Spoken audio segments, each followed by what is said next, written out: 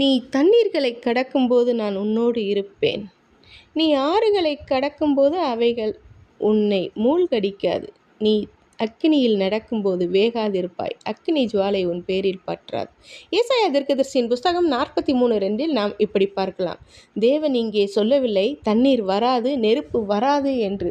அவர் சொல்கிறார் நீ அதில் தனியாக இருக்க மாட்டாய் என்று. வாழ்க்கையில் தண்ணீர் போல பிரச்சனைகள் வரலாம், நதி போல் சோதனைகள் பெருகலாம், நெருப்பு போல் வலி எரியலாம்.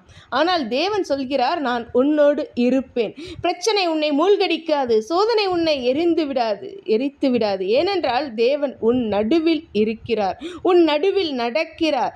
தேவன் உன்னை பிரச்சனையிலிருந்து மட்டுமல்ல, பிரச்சனைக்குள் கூட பாதுகாக்கும் தேவன்.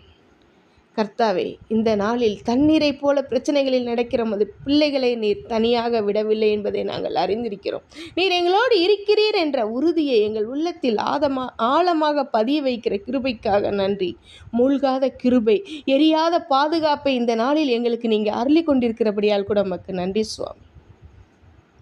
ஒவ்வொரு நிமிடமும் நீர் எங்களை பாதுகாத்து வழிநடத்தி வருகிற கிருபைக்காக நன்றி. இயேசுவின் நாமத்தில் ஜெபிக்கிறோம் ஜீவனுள்ள நல்ல தகப்பனே, ஆமென். கர்த்தர் தாமே உங்களை ஆசீர்வதிப்பாராக. ஆமென்.